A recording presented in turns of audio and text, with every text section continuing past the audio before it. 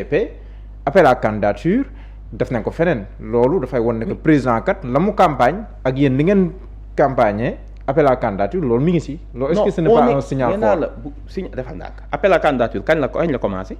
si kan moo ko voté. def na ko si OFNAC. non dama lay laaj kan moo ko voté. yéen assemblée nationale. donc kooku c'est dans le projet. du ko def mukk nga dégg ci coow. le problème c'est que bi ngay soog a ñëw il fallait bien pourvoir au poste. Donc nommé nga ay nit. On l'a pas fait sur une base politique, il y avait pas de base sur l'appel à candidature. Mais bi ñu ko voté ba pare toutes les institutions passent. yu ñu def ko mais kooku tant mieux. mais même ARTP nag par rapport au contexte am nga si analyse wala da ngay jàpp ne. du ma ci def analyse déglu ma man vraiment. c'est pas une façon d'éjecter. c'est-à-dire xoolal gis nga nee naa la. ces petits détails là. Franchement duñ ci taxaw. ku décidé day def appel à candidature on a fait partir l'OFNAC indi OFNAC bu bees et cetera. Donc est-ce que intention bii lii la yàlla rek a xam ne intention l'essentiel acte bi ñu gis mooy def nga appel à candidature ça fait profilu structure yoo xam ne mën na koo jël la. Mais pourquoi pas. waaw. Et puis on passe à autre chose new deal technologique beeg yooyu noonu. voilà ñun loolu c'est pas ce qui nous va poser problème. d'accord mais série de limogeage yi nga xam te nii am na semaine bay passé tey jii fi ñu waxtaanee nii sànq ba léegi rumeur mi ngi circuler selon laquelle Waly Diouf Bodiang jëlee nañ ko port loolu am nga si réaction. encore une fois. nee naa la dès lors que le président jël na yoonam. mu limoger nit ñi. wala ñi mu woo ci nouveau kiyam à la limite kooku c'est un non-événement ça doit être un non-événement certes quand l'intérêt xam nga li ñuy wax ñoom l'appel républicain yow war ngaa mën a gis DG buy liggéey ni la man Ousmane Sonko laa bëgg mais qui fait des résultats nga bàyyi ko fa da nga ni l'appel de la République la DG buy liggéey intérêt politique warul tax nga remplacer ko koo xam ne li muy liggéey kooku mënu ko loolu mooy contradiction yi am après ñu bëgg ni bul gouverner ak ñi nga àndal projet bi c'était un projet les gens oublient très vite je pense comment on a conquis ce pouvoir là projet la woon maintenant li ma la wax la rek kan moo des ci projet bi mooy kan mooy génnagul contradiction ca la mu doon wax démb ak tey mais tamit ce leader keroog Mbacke dafa mel nii sax ne ko bu nekkee loolu la ñoom Waly Diouf Bodiang ñu ngi fi ñoom Ndiaye Thiam ñu ngi fi bu nekkee loolu la kon mercredi bii di ñëw parce que dañu supposé que mercredi mooy conseil des ministres kon bu kenn romb bu benn DG passé c'est la nouvelle doctrine xam nga doctrine bu bees bi boo gisee les dernières nominations poste pour yow yaa dàqoon ay nit lu tax nga dàq leen da ngaa ñëw nekk président nga ni ñii ñoo yàq réew mi nga dàq leen ñu toog ñaari at nga jëlaat leen kon fan la contradiction bi nekk fan la problème bi nekk nee naa la léegi divergence yi c'est des divergences de fond man nangu naa rupture ak Pastef mais li ma nanguwul mooy quand même le recyclage de l'ancien système munoo dàq nit bi nga yegsee au gouvernement nga nekk président ñu indil la ko nga xool bilan wam parce que jekku-jekki woo rek mer dàq leen ñu indil la bilan ñooñu utiliser bi ñu leen nommé les moyens de leur direction par exemple pour xeex Pastef utiliser ko d'une façon abjecte parfois utiliser les ressources di financer jigéen ñeeg xale yeeg di nga gis ni ñii li ñu leen joxoon kenn mënul wax redresser nañ ko on l'a vu mais nga tourner tey pour des motifs politiques nga récupérer leen nit ñi sénégalais dañuy toog seetaan daal ni mais lu xew ni lan la nee naa la le problème qui se pose mooy même au port sax non bi di circuler amaguñu confirmation bi il a été DG aussi si c'est confirmé. nee naa la man sous Macky Sall gis nga l'essentiel est que ñun waa Pastef li ma la wax rek tant que ñu ngi cohérent ñu xam ni suñu cohérence bii ñu àndal président Ousmane bi ñuy soog a yëg bu ma la waxee le nombre de maires yoo xam ne dañoo poñe ñun. nit ñu dañoo bëgg a rencontrer Ousmane adhéré Pastef il a toujours dit nañ leen def ndànk rek. Est-ce que mës nga dégg Pastef lance une offensive bi ñu yegsee politique pour récupérer les maires de l'APR mais Pastef n'a pas fermé les portes non condition bi si tegoon mooy na yoxo yi set rek non déggoo ma xanaa mais est-ce que dañ ko def avec yàkkamteeg xëccoo est-ce que y avait un programme politique pour dire que on asphyxie Benno Bokk Yaakaar nañ leen détruire nañ dem jëli da ngaa gis ñu yabal ay nit ñu dem débaucher ji ay maire mës ngaa dégg benn émissaire u Pastef bu dem di débaucher maire moo lay woo ni ñu yéen kat lañ ñu doon wax ci yéen gisu ndeketu du dëgg yéen ñi ay liggéeykat ngeen jàpp nañ ñu ko ànd ak yéen dinañ dem te teewul dañoo ñëpp da leen stand by donc ñun yàkkamtiwuñu woon pour tasu parti. mais am na suñu xam te yéen est-ce que moo leen pas de responsabilité yéen waa Pastef parce que bu nekkee par exemple yaa ngi naan am ñoo xam dañ leen fi jëlee woon président jëlee woon après mu indiwaat leen mën naa jël kaaw l'actuel DG de la LONASE et pourtant si législative yi étape Kolda gis neen kii nekk DG LONASE fii nii aux côtés du président Ousmane Sonko kon loolu est-ce que nekku yéen tam Pastef acte là yéen a ko indiwaat balaa sax président Diomaye di ko indiwaat entre autres exemples. ñun dañ laa yàgg a wax dara. oui. képp ku ñëw àndoon fële. taxaw ni ñu kat gis naa ni yéen a nekk ci dëgg damaa jóg pour jàppale leen da nga naan ko bismillah mais ca la yam jàppale ba derrière bi mu jàppale législative lan nga dégg ñu jox ko dañ koo xëccaat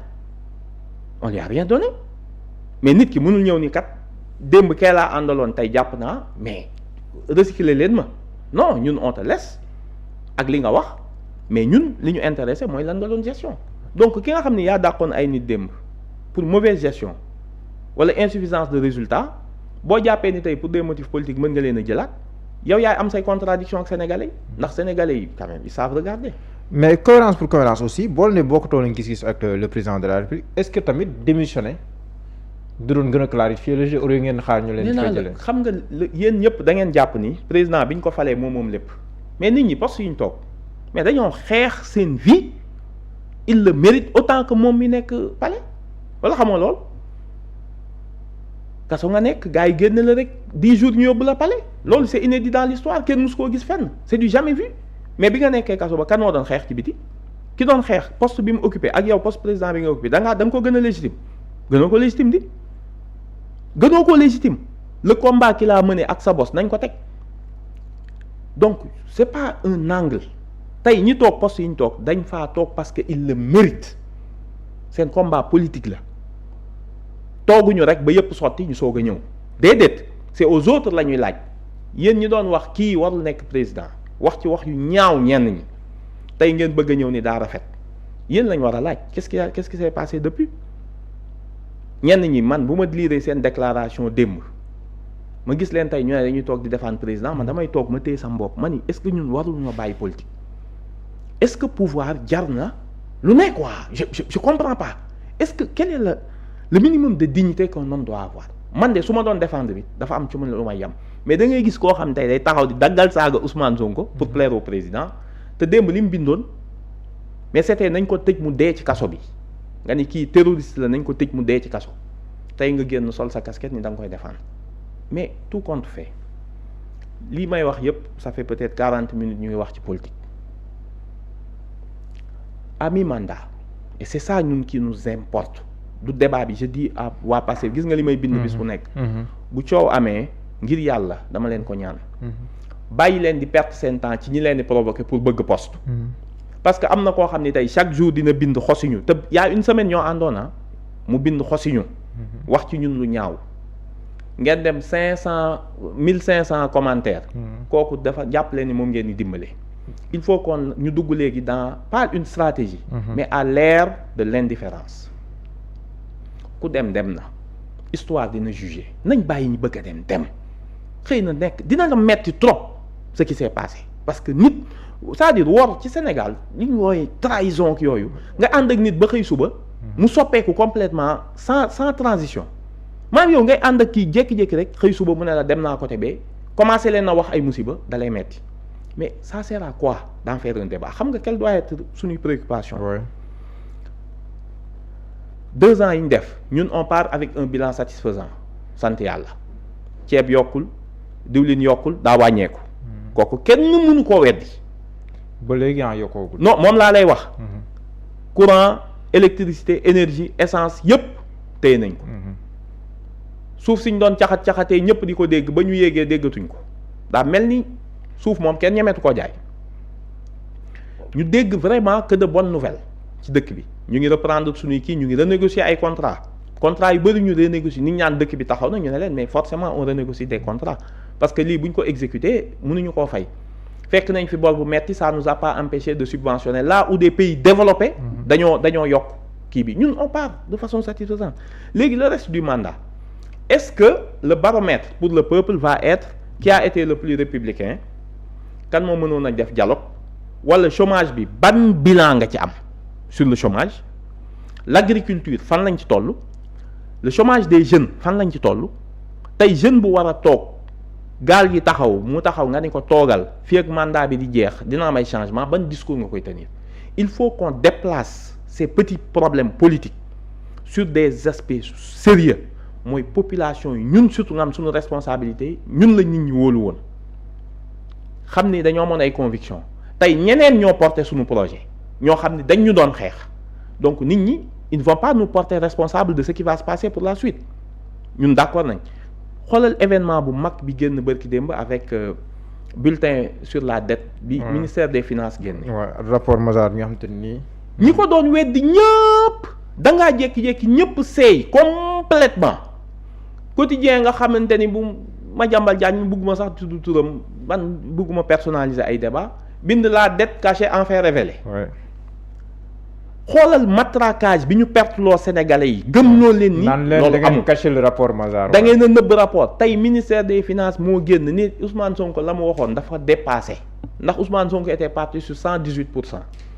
tey ñu ne la bañ ca intégrer le secteur parapublic ñu ngi ci 128% de notre PIB. est-ce que nit ñi xam nañ loolu lu muy tekki mooy wane ni fi mu toll nii problème bi ñu am pour fay bor boobu mooy lépp lu ñu mës a liggéey. te yàgg leen a wax pourquoi ñun promesse yi ñu defoon yu bëri mënuñu koo tenir parce que bëgguñu réew mi nërmeelu ndax restructurer dette baaxul surtout bu dee restructuration sauvage. nit ñi nañu saluer Ousmane Sonko ak dëggoom tey ñi ko doon wax nañu ni ndekete kat waxoon na dëgg ay buñ ko nëbboon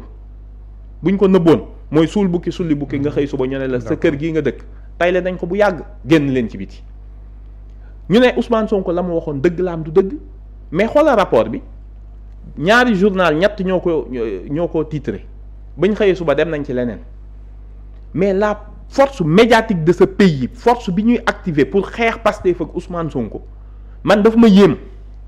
ba bu intérêt Sénégal ñëwee xanaa rapport bi génn na mais ngeen titré ko mais ñetti journaux ñoo ko bind ñi si des bind ko yu ndaw bañ xëyee suba fàtte nañ ko mais personne ne veut tirer les conclusions. Qu'est-ce que cela implique sur hausse d'impôt wala baisse des subventions? lan la ci impliqué bu ñu bëggee renégocier suñu dette yan conditions lañ koy renégocier lan mooy impactam ci université yi ñu war a tabax parce que population Sénégal day yokk école yi ñu war a tabax lan mooy impact lii ministère des finances génn sur la statistique de la dette déggatoo ku ko weddi parti yi doon wax Ousmane Sonko yaa tax investisseurs yi daw dette cachée amul bindoon fukki conférence de presse kenn ci ñoom bindul jéggalu léegi nag mais li am solo waxaguñ ko de mais où sont les coupables fuñ ne. 2 ans yéen a fi nekkoon. déet xaaral. 2 ans yéen a fi nekkoon. déglul ma wax la 2 ans ñoo fi nekk. oui c'est seulement aujourd'hui que la ñëpp reconnaître que dette bi amatul coow. établir ko yombul woon attention léegi dañu ne leer na et c'est ça le nouveau rôle de l'Assemblée. Assemblée nekku fi nee naa la pour xeex ak président mais Assemblée nationale li mu war a wax mooy ginnaaw léegi reconnaître nañ ni la dette est à 128%. que Sénégal ren day fay 5490 milliards xaw ma 6490 milliards maanaam budget état loolu lu muy tekki bor bu ëpp bii ñaata la woon ci kilomètre autoroute mooy mënoon nañ defar autoroute Dakar Kédougou def autoroute Dakar Ziguinchor mënoon nañoo defar Dakar Tamba ba dépassé ko ci train mënoon nañoo tabax ñaata hôpitaux waa léegi loolu lépp am ñu bàyyil ñu ko fi te ay nit bénéficié wu mais nit ñooñu est-ce que da ngeen di bàyyi pour des motifs politiques léegi question yi foofu la waroon nekk. d'accord bu ñu bàyyiwul ñun ñu ñàkk fayda ba ñu dugal ñu ci diw dem na. yooyu léegi c'est une routine. nañ ci génn ku bëgg a dem nga. ku demit